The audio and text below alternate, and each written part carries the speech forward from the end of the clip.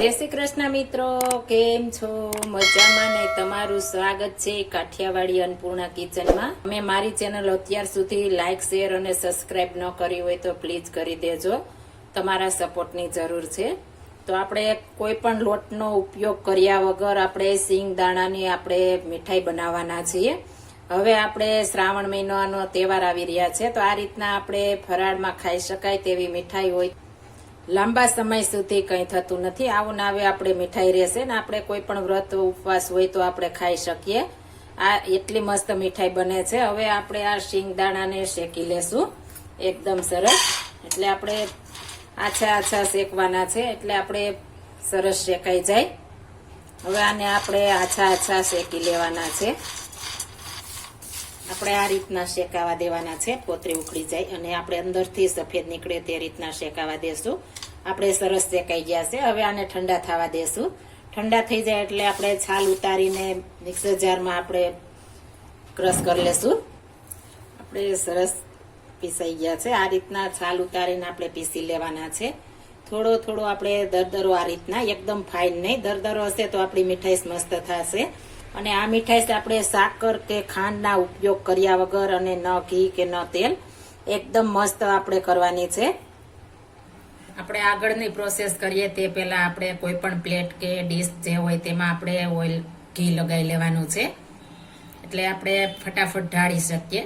આપણે કોઈ પણ વાસણ લઈ લેવાનું છે અને તેમાં ગોળ નાખવાનો છે. ગળ્યું તમે જેવું ખાતા હોવ તે પ્રમાણે લઈ શકો છો. આપણે મેં અંદાજિત લીધું છે. આપણે 200 ગ્રામ સિંગદાણા હતા તો મેં 100 ગ્રામ ગોળ લીધો છે અને દેશી ગોળ લીધો છે. દેશી ગોળ હશે તો આપણી મીઠાઈ સરસ થશે અને ખાવામાં પણ હેલ્થી રહેશે અત્યારે ઉનાળા માટે. હવે આને આપણે એકદમ સરસ પાઈ આવવા દેવાની છે. આપણે આ રીતના બબલ્સ વળવા માંડે એટલે આપણે 15 થી 20 સેકન્ડ રહેવા દેવાની છે. ત્યારબાદ બંધ કરી દેવાની છે. જો તમારે ચાસણી વધારે પાઈ આવી જશે તો તમારી મીઠાઈ કડક થઈ જશે. એટલા માટે હવે આપણે સરસ આવી ગઈ છે. ગેસની ફ્લેમ બંધ કરી દેશું અને હવે આપણે જે સિંગદાણાનો પાવડર લીધો છે તે નાખી દેશું.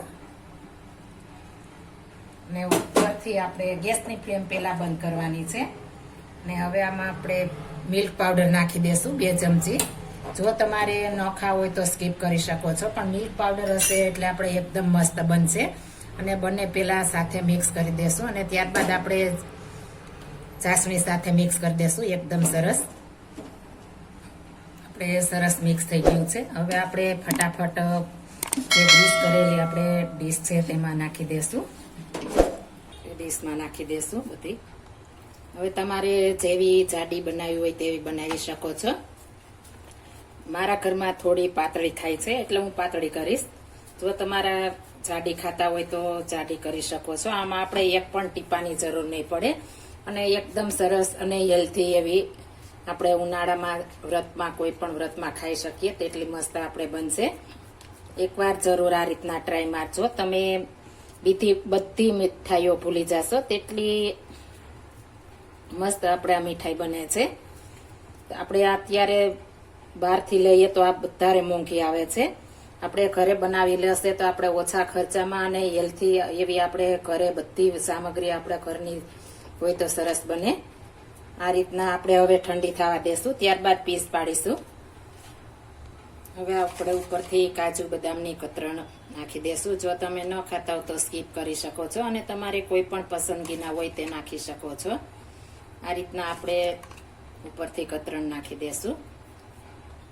આપણે સ્પેચ્યુલા વડે આ રીતના પ્રેશર કરી દેશું એટલે અંદર સરસ બેસી જાય.